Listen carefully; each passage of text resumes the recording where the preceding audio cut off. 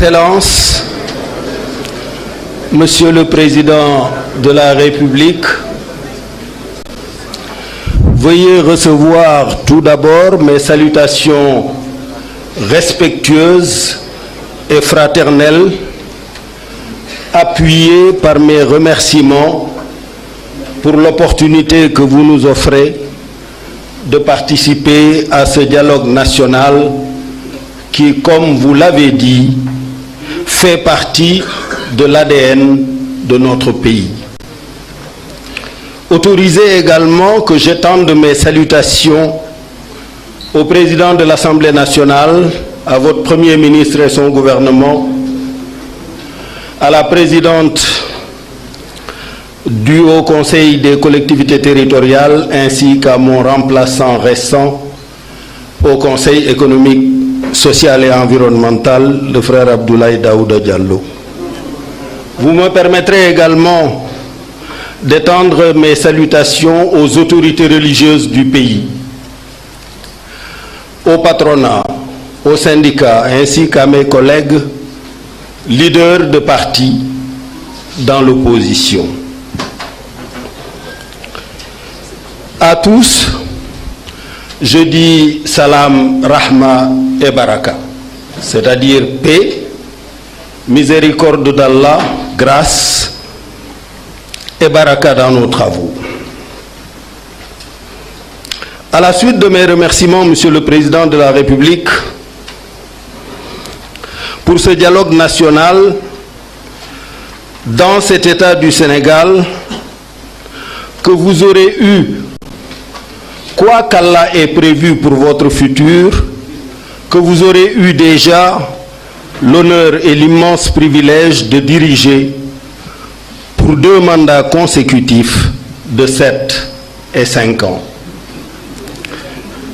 Je relisais ce matin le livre hommage à l'un des plus éminents serviteurs de cet État, un frère et un ami cher à nous tous, que j'ai eu l'honneur de côtoyer dans ces lieux entre 2000 et 2004 comme ministre d'État, directeur de cabinet du président de la République, mais aussi comme Premier ministre, et qui est depuis resté un ami inspirant.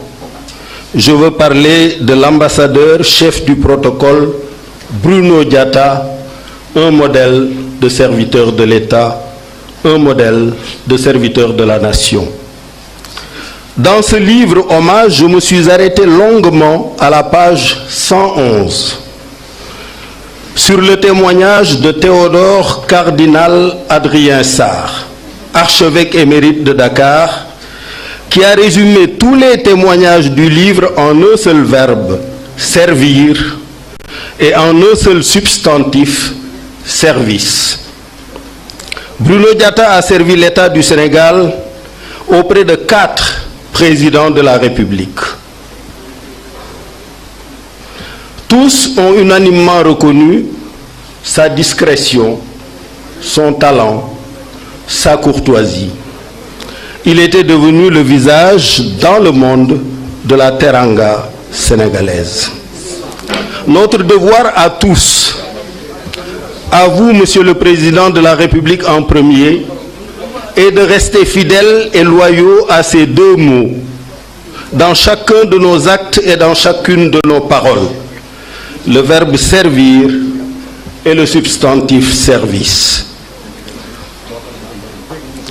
Le cardinal Adrien Sarr s'est interrogé ainsi: et si nous avions fait et faisions tous comme Bruno, bien sûr, que serait et où en serait notre pays aujourd'hui?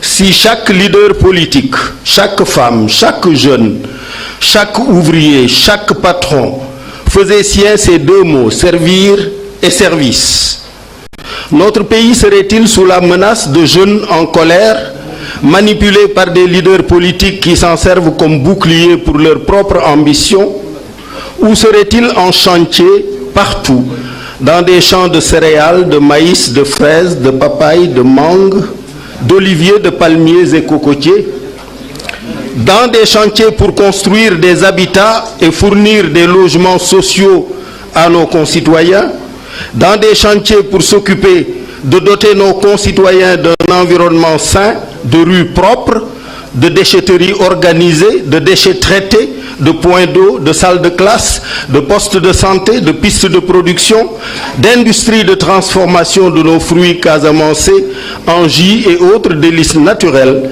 que nous exporterions après avoir satisfait la demande nationale.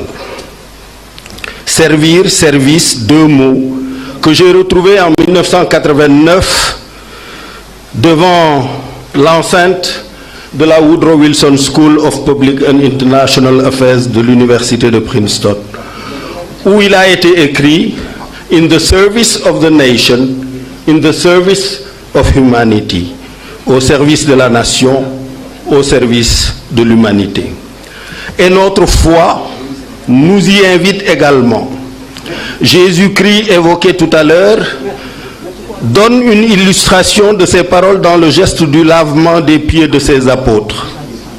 Et il disait à ses apôtres, si je vous ai lavé les pieds, moi le Seigneur et le Maître, vous aussi vous devez vous laver les pieds les uns les autres, car c'est un exemple que je vous ai donné pour que vous fassiez vous aussi comme moi j'ai fait.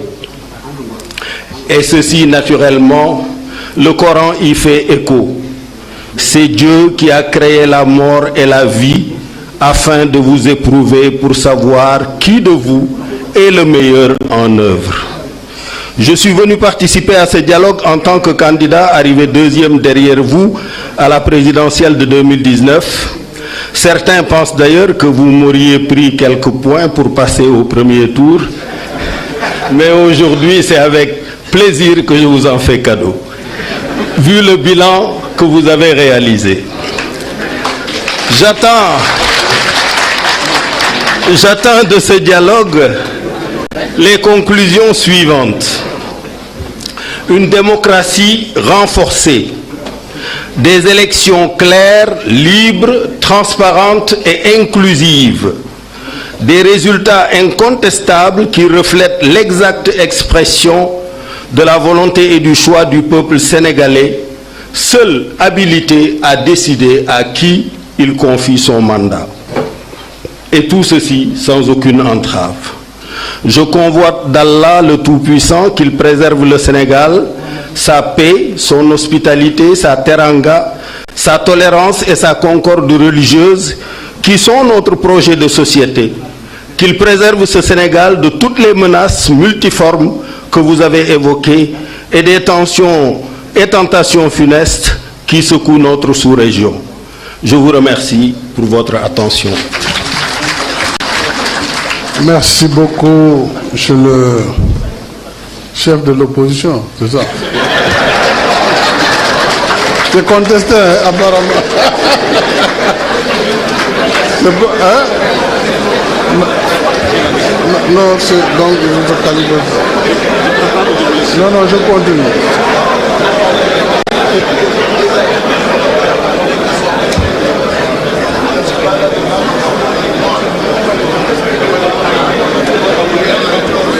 Voilà, merci beaucoup Idrissa Seck. S'il vous plaît, maintenant je vais donner la parole au représentant de Taxawu Sénégal, M. Khalifa Sall, Khalifa Ababacar Sall.